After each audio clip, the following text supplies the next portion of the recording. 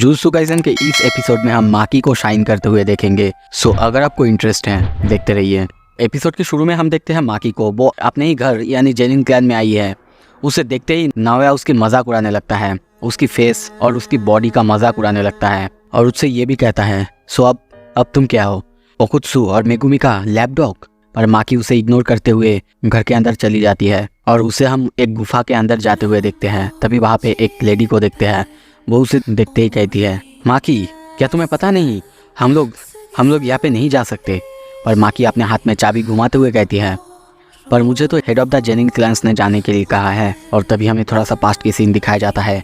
Megumi और माकी को आमने सामने देखते हैं, दोनों बात कर रहे होते हैं। माकी तभी उससे कहती है क्या तुम्हें पता नहीं तुम अब जेनिन क्लैन का हेड हो। पर मेगुमी को ये सब कुछ भी मंजूर नहीं था, वो जेनिन क्लैन का हेड होने के लिए राजी भी नहीं होता। पर माकी उसे मनाती है और कहती भी है तुम्हारा जेनिन क्लैन का हेड होना हमको चारों तरफ से फ़ायदा दे सकता है। और वो उसे बहुत ही अच्छे से समझाती है। बहुत कोशिश के बाद मेगुमी मान जाता है। हम प्रेजेंट में आते हैं। प्रेजेंट में देखते हैं वो लेडी उसके ऊपर बहुत ज़्यादा चिल्ला के कहती है मैंने कहा यहाँ पे वापस आओ। क्यों तुम ऐसे हो? सिर्फ एक बार के लिए मुझे अच्छा महसूस करने दो माकी कि मैंने तुम्हें जन्म दिया। माकी वो लेडी यानी अपनी माँ को इग्नोर करते हुए आगे बढ़ती है और हम देखते हैं वो एक दरवाजे के पास जाके उसका ताला भी तोड़ देती है। और जब वो दरवाजे से अंदर घुसती है सामने ही देखते हैं उसकी फादर बैठा हुआ है। वो माकी से कहते हैं यहाँ पे कोई का स्टूल नहीं है, तुम यहाँ से चले जाओ। और उनके पीछे हम माई को देखते हैं। उसकी हालत बहुत ज़्यादा ख़राब है, उसकी बॉडी से बहुत ज़्यादा खून निकल रहा है। उसे देखते ही माकी चिल्लाती है माई। दूसरी तरफ हम जिनसी और नाओया को बात करते हुए देखते हैं। नाओया जिनसी से पूछता है तुम्हें मुझे कम से कम बताना तो चाहिए था। जिनसी उसे बताता है इसमें मैं कुछ नहीं कर सकता था, मेगुमी ही बेटर चॉइस था।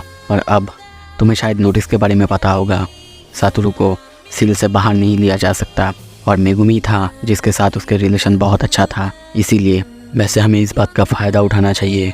हमें मेगुमी, फुशिगुरो, माकी और माई को एग्जीक्यूट कर देना चाहिए। ये सुनते ही नाओया हंसते हुए कहता है अपने ही बेटी को मारना, पागल हो गए आप? क्या आपको लगता है आंटे लोग ही मानेंगे? तभी जिनसी सीरियस होते हुए कहता है ये उसी का आइडिया था। तभी हम देखते हैं ओगी को, वो अपना secret art falling blossom emotions attack करने के लिए रेडी होता है। दूसरी तरफ माकी को देखते हैं, वो भी अपना एक नया हथियार ड्रैगन बोन निकालता है। दोनों एक दूसरे के आमने सामने, दोनों एक दूसरे के ऊपर अटैक करने के लिए तैयार। अटैक करते हुए ओगी पूछता है क्या तुम्हें पता है इस क्लैन का हेड मेरे बड़े भाई क्यों है, मैं क्यों नहीं? माकी भी अपना हमला रेडी करते हुए कहती है हाँ पता है, क्योंकि आप एक ऐसे बस्टर्ड हो जो कि अपने ही बच्चों को मारते हैं। और तभी देखते हैं दोनों एक दूसरे पर अटैक करने लगते हैं। ओगी की अटैक की स्पीड बहुत ज़्यादा थी, ये देख के माकी बहुत ज़्यादा चौंक जाती है। पर तभी देखते हैं माकी ओगी के तलवार पर एक बहुत ज़ोर से अटैक करता है जिससे उनका तलवार पूरी तरह से टूट जाता है। पर जब तक तलवार नीचे गिरता उससे भी ज़्यादा तेज़ी से ओगी अपना तलवार को संभाल लेता है। वही हिस्सा से माकी को हिट करता है और उसके पेट के अंदर से उसके आंतरिया तक बाहर आ जाता है। माकी की हालत बहुत ज़्यादा ख़राब होता है। और तभी देखते हैं माकी नीचे गिर जाती है। ओगी कहने लगता है मैं इस क्लैन का हेड नहीं हूँ क्योंकि मेरे बच्चे एकदम वर्थलेस है। सीन शिफ्ट होता है। हम देखते हैं कुछ देर बाद ओगी अपने दोनों बेटी यानी माई और माकी दोनों को लेकर वहाँ से जा रहा होता है और दोनों की हालत बहुत ज़्यादा ख़राब होता है। कुछ ही देर बाद हम देखते हैं वो दोनों बहनों को एक बहुत बड़े से कमरे में लाके फेंक देता है। और तभी वो कहने लगता है ये रूम ये ट्रेनिंग के लिए है, इसके अंदर बहुत सारा कर्स स्पिरिट है जो कि ग्रेड 2 या फिर उससे भी ऊपर है। अभी के लिए वो सब सिर्फ मेरी वजह से, मेरी डर की वजह से पीछे हैं। पर जैसे ही मैं यहाँ से बाहर निकलूँगा वो सब तुम्हें जिंदा खा लेंगे। माकी हेवनली रिस्ट्रिक्शन, तुम्हारी ताकत बाकी लोगों के कंपैरिजन में कुछ भी नहीं है। और तभी देखते हैं वो वहाँ से जाने लगता है और जाते जाते वो कहता है फेयरवेल, तुम मेरे जीवन में एक दाग की तरह थे। और उनके जाते ही हम देखते हैं वहाँ पे बहुत ज़्यादा आवाज़ें आने लगता है। दोनों की हालत बहुत ज़्यादा ख़राब है। माई माकी को अपने गोद में लेती है और उसकी बॉडी को पकड़ते हुए कहती है मुझे पता था तुम बहुत ज़्यादा टफ हो, इतना कुछ होने के बाद भी तुम अभी भी ठीक हो। जैसा कि मुझे लगा था कभी ना कभी ऐसा ज़रूर होगा और आज देखो ऐसा ही हुआ। और तभी देखते हैं वो अपने मुंह को उसके मुंह के पास लाती है और कहती है ये बहुत बुरा है। और तभी देखते हैं एक ड्रीम सीक्वेंस जहाँ पे माकी एक बीज के अंदर सोई हुई है और इंस्टेंटली वो जाग जाती है और जागते ही अपने साइड में वो माई को देखती है माई उससे कहती है अब तक तो तुम्हें समझ में आ चुका होगा मेरी कर्स टेक्निक क्या है। मैं ज़्यादा कुछ तो नहीं कर सकता, मुझे भी उनसे बहुत ज़्यादा चोट लगा है। जब मैं ये कर लूँगा तब मैं मर जाऊँगा। और तभी देखते हैं वो माकी से दूर जाने लगता है। पानी की तरफ जाते हुए वो उसे गुड बाय कहती है।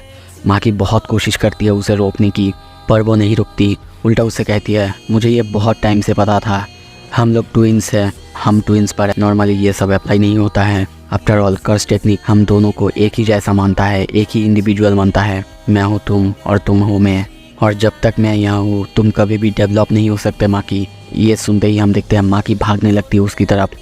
माई भी उसकी तरफ हाथ बढ़ाने लगता है, पर जब तक माकी उसके हाथ पकड़ता तब तक वो गायब हो चुका था। और उसके हाथ में हम एक फ्लावर को देखते हैं और उसकी आवाज़ गूंजते हुए सुनते हैं। वो कहती है destroy everything, everything big sister.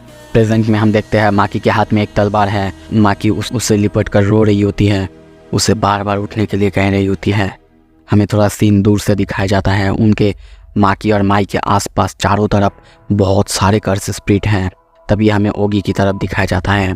वो पीछे मुड़ता है और दरवाजे की तरफ देखते हुए कहता है क्या सारे कर्स स्पिरिट वो सब अचानक गायब कैसे हो गए। जब वो दरवाजे से अंदर जाता है तब वो देखता है वहाँ पे माकी माई की बॉडी को ठीक कर रहा था। वो माकी को इस हालत में देख के सोचने लगता है मेरी बॉडी को अभी भी याद है, मैं बार बार ये भूलने की कोशिश करता हूँ पर ये डर। और तभी हमें माकी को दिखाया जाता है, उसकी बॉडी बहुत ज़्यादा चेंज हो चुका है, बिल्कुल तोजी जैसा हो चुका है। तभी हम देखते हैं ओगी अपना बहुत खतरनाक टेक्निक रिलीज़ करता है जो कि है ब्लेजिंग करेज। ये टेक्निक बहुत ज़्यादा पावरफुल है।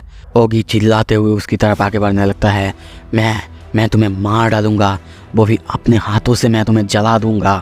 जब तक वो ये कहता तब तक हम देखते हैं माकी उसकी आधा सर पूरी तरह से काट देता है और माई की बात याद करने लगता है।